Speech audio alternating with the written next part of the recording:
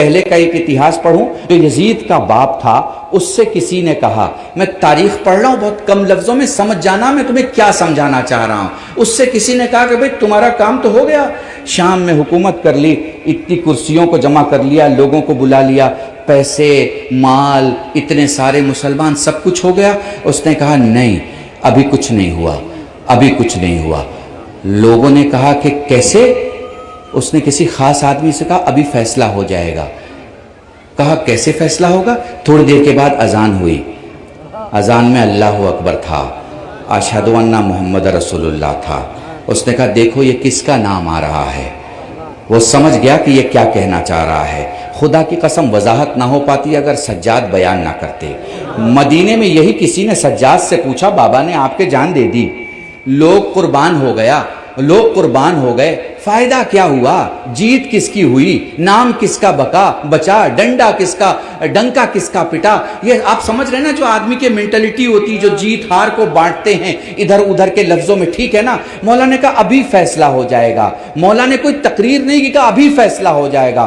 وقت نماز کا ہوا، مؤذن نے کہا اللہ اکبر، مؤذن نے کہا اشہد ان لا الہ الا اللہ، مؤذن نے کہا اشہد ان محمد رسول اللہ۔ کہا یہ نام سن رہا ہے، کس کا نام ہے؟ اس نے کہا رسول کا نام سن رہا ہوں۔ کہ یہی نام تو یزید مٹانا چاہتا تھا، اور اسی نام کو بچانے کے لیے تو میرے بابا نے جان دی ہے۔ جب تک مسجدوں سے اذان کی آوازیں آئیں، یہ سمجھ لینا یہ اسلام کی بقا کی آواز نہیں ہے، سجاد کے بابا کی جیت کی آواز ہے۔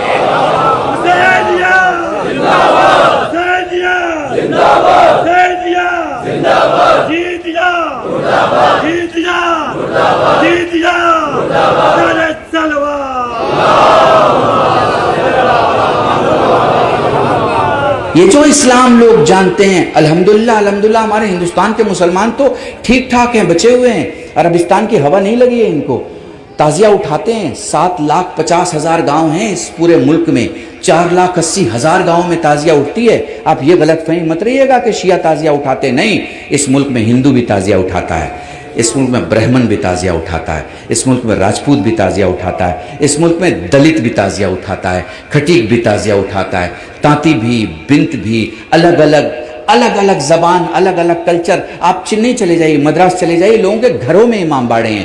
ہندو سماج کی میں بات کر رہا ہوں، آپ سنی سماج میں آ جائیے، سارے برادران اہل سنت، یہ گھر کے سامنے چوک ہے، چوک پہ تعزیہ ہے، معلوم ہے کہ کاندھے پہ لے کے جانا ہے۔ میرا ایک جملہ تقریر کا مجھے یاد آ رہا ہے، شاید آپ کو پسند آئے کہ کمال کی بات ہے، ہندوستان کے سارے گاؤں سے جب تعزیہ اٹھتی ہے تو قبرستان نہیں جاتی، کربلا جاتی ہے۔ کمال ہے، آپ غور کیجئے گا، ہندوستان کے سارے گاؤں میں جب تعزیہ اٹھتی ہے قبرستان نہیں جاتی ہے، کربلا جاتی ہے، ہر گاؤں میں کربلا جاتی ہے۔ ان سے پوچھو بھائی کہاں جا رہے ہو تو کہیں گے تعزیہ دفن کرنے، تو اگر دفن کرنا ہے تو قبرستان جاؤ، کربلا کیوں جا رہے ہو؟ پلٹ کے کہیں گے مولانا جو جی کے مر جائے وہ قبرستان جاتا ہے، جو مر کے زندہ ہو جائے وہ کربلا جاتا ہے۔ سلامت رہیں، سلامت رہیں۔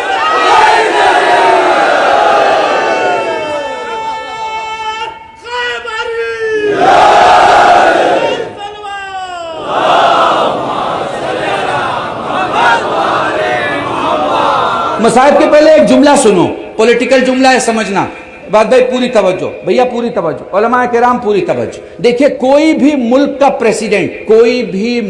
پریسیڈنٹ کسی چھمتا کے تحت کسی دوسرے دیش کو بلوا سکتا ہے۔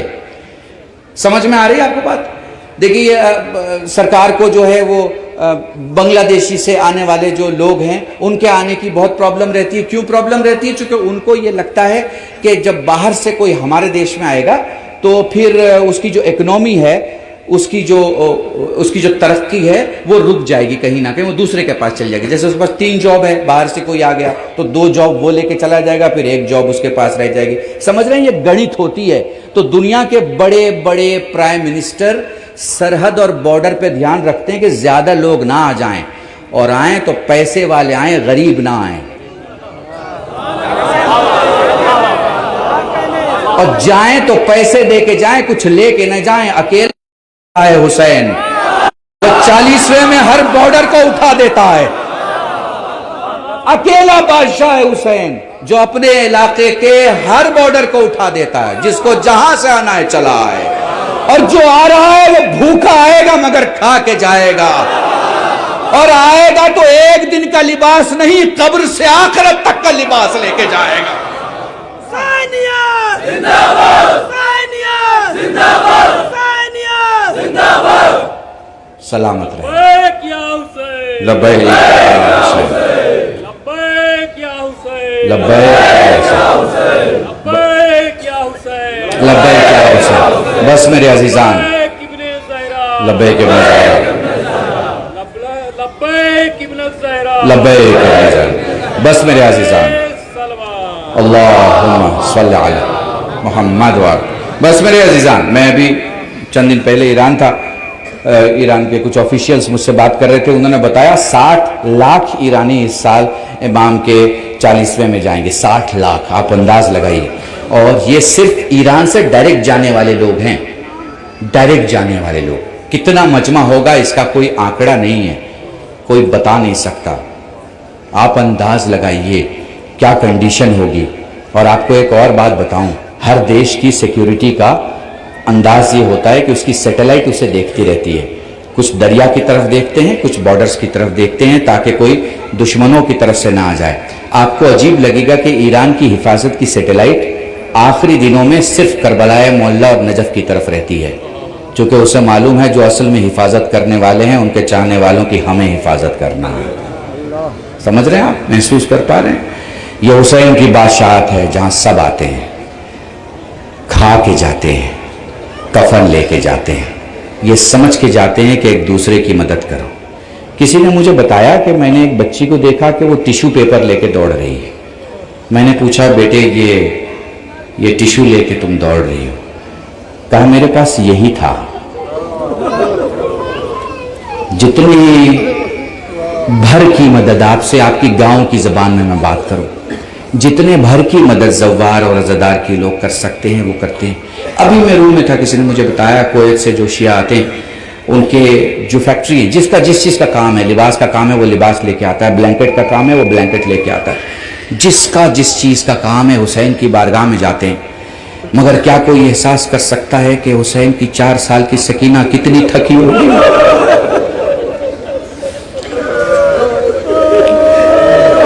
क्या कोई एहसास कर सकता है कि हुसैन ने जब अली असगर को जलती हुई जमीन पर रखा होगा तो एक बाप के दिल की क्या कैफियत होगी?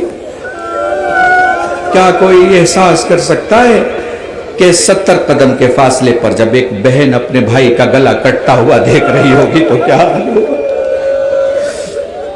जज़ाकुमुल्लाह, मैं आराम से पढ़ूंगा जैसे मैं मसाइब पढ़ता हूं ताकि महसूस कर सको। मसाइब रिवायतों के सुनने का नाम नहीं है। कटघर कमाल के इस इलाके से, इस ज़मीन से, जहां तुम ज़मीन पे बैठे हो ना, ज़मीन पे बैठे हो ना, मगर तुम्हारे और ज़मीन के दरमियान में देख रहा हूं फर्श बिछा हुआ है। शाम गरीबा में कोई फर्श नहीं था। किसी ने सज्जाद से मदीने में यही तो सवाल किया था, मेरे मौला आप सब शाम गरीबा में किस हाल में थे? सज्जाद के हाथ में तस्बीह थी, धागा तोड़ दिया। धागे के टूटते ही तस्बीह के दाने जमीन पे बिखर गए। सज्जाद ने बिखरे हुए दानों को देख के कहा, महले बैत शाम गरीबा में यूं ही बिखरे पड़े थे। जज़ाकुमुल्लाह, खुदा तुम्हें कोई गम न दे सिवाय गमे सैयदुल शुहदा के। नर्म जमीन पे फर्श अज़ा पे बैठे हो, माए बहने बैठी हैं, तुम क्या समझ पाओगे शाम गरीबा में क्या मुसीबत गुजरी? सोचो, बस सुन के रोते हो, अगर देखते तो क्या हाल होता।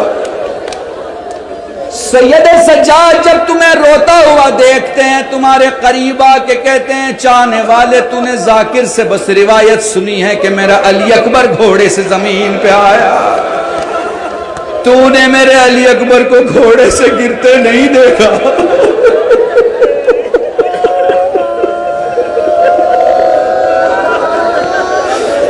जज़ाकुमुल्लाह, तुम्हारी सदाए गिरिया बुलंद हो गई। लो चंद जुमले मसाइब के सुन लो, यकीन रखना दुआ नहीं भी मांगोगे तो भी दुआ कबूल होगी। चूंकि मजलिस से वापस जाने वाली अली की बेटी ज़ैनब गवाह रहेंगी तुम कितना तड़प के रोए हो। مجلس سے واپس جانے والی حسین کی 4 سال کی سکینہ گواہ رہے گی تم نے کیسے پرسہ دیا ہے. مجلس سے جانے والی پسلی پہ ہاتھ رکھ کے کھڑی ہوئی علی کی زوجہ حسین کی ماں فاطمہ گواہ رہیں گی. جزاکم اللہ. سید سجاد سے سائل سوال کرتا ہے مولا کیسے روئیں؟ فرمایا آنسو کا وہ قطرہ جو آنکھوں میں رہ جائے مومن کا، جو آنکھوں سے باہر آئے صالحین کا، جو داڑھی کے بالوں تک آئے انبیاء کا، جو سینے تک آئے ہم اماموں کا. وہ کہتا مولا جس میں آواز بلند ہو جائے.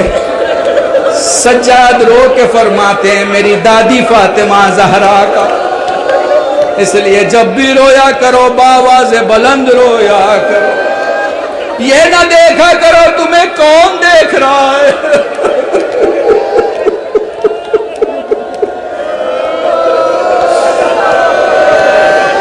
سائل سوال کرتا ہے مولا یہ بتا کربلا میں تیرے بابا کو سب سے زیادہ کس نے پکارا؟ سجاد سنتے رہے رونے لگے. سائل کہتا ہے مولا سب سے زیادہ تیرے بابا کو کربلا میں کس نے پکارا؟ رو کے فرماتے ہیں سب سے زیادہ میرے بابا کو میرے بھائی قاسم نے پکارا. جزاکم اللہ. جزاکم.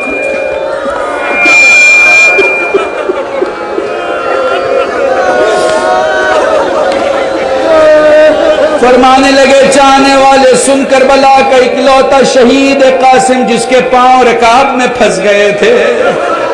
پھر کچھ یوں ہوا کہ جدھر جدھر گھوڑا جاتا قاسم کھنچتا ہوا جا رہا تھا. تھوڑی دیر کے بعد کچھ یوں ہوا کہ ادھر کے گھوڑے ادھر، ادھر کے گھوڑے ادھر. جزاکم اللہ. اللہ میں مرحوم رشید ترابی کو نقل کر رہا ہوں. فرمایا کرتے اکلوتا شہید قاسم جس پر پہنچنے کے بعد حسین نے امامہ اتار کے زمین پہ رکھ دیا، گھٹنے ٹیک کے زمین پہ بیٹھے. تم میں بہت سارے چچا موجود ہوں گے جو اپنے بھتیجوں پہ جان چھڑکتے ہوں گے. خدا تمہاری محبتوں کو سلامت رکھے. آسمان دیکھ کے حسین کہتا واہ غربتا میرے اللہ میں غریب ہو گیا. میرا اکلوتا قاسم کئی ٹکڑوں میں بڑھ گیا. جزاکم اللہ. جزاکم اللہ. چند شہید ہیں علماء اور خطبہ کو یہ جملہ ہدیہ کر رہا ہوں. چند شہید ہے نہیں تمہیں میں ایسے سمجھاؤں. دیکھو جب ہاتھ میں چوٹ ایک بار رہتی ہے بدن نہیں سوجتا، 2 بار ہو پھر بھی نہیں سوجے گا. جب مار قوت سے بڑھ جاتی ہے، جب چوٹ جسم کی طاقت سے بڑھ جاتی ہے تو پھر بدن سوجنے لگتا ہے، بدن پھولنے لگتا ہے. اب میں تمہیں جس مصائب کی طرف لے کے جا رہا ہوں اس میں میرے جملوں کو مت سننا، بس سوچنا کہ قلب رشید کیا سمجھانا چاہ رہے ہیں. 12 برس کا سن ہے، گرتے ہوئے ماں کو پکارنے والا شہید ہے. انداز لگاؤ کہ بچپن کس عالم میں ہوگا. قاسم کی کیفیت جب سمجھ جاؤ پھر ذرا میرے جملوں کو سننا. حسین پہنچ چکے ہیں، میں طویل مصائب نہیں پڑھ رہا. پہلا ٹکڑا اٹھا کے رکھا وہ بھائی حسن نے دیا تھا، دوسرا ٹکڑا بابا علی نے دیا تھا. سارے ٹکڑے ابا کے دامن میں جمع کر کے حسین گٹھری بنا کے پیٹھ پہ وزن اٹھا کے حسین خیمے میں آئے، کھڑے ہو گئے. علامہ اظہر حسن زیدی کا جملہ کہتے ہیں زینب پوچھتی ہے بھیا میرا قاسم کہاں ہے؟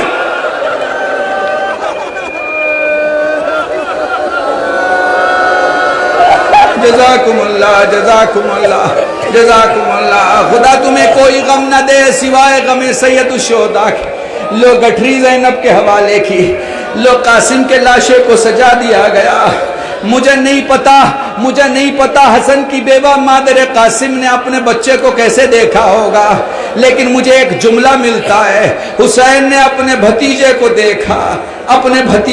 دیکھا، چہرہ سوجا ہوا تھا، آنکھیں بند تھی، فرماتی لال میں تیرا چچا ہوں، لال تو حسن کا بیٹا ہے، مگر لال تو جانتا ہے تیرا چچا تجھے بہت چاہتا ہے، بیٹے آنکھیں تو کھول، ہائے قاسم، ہائے کربلا۔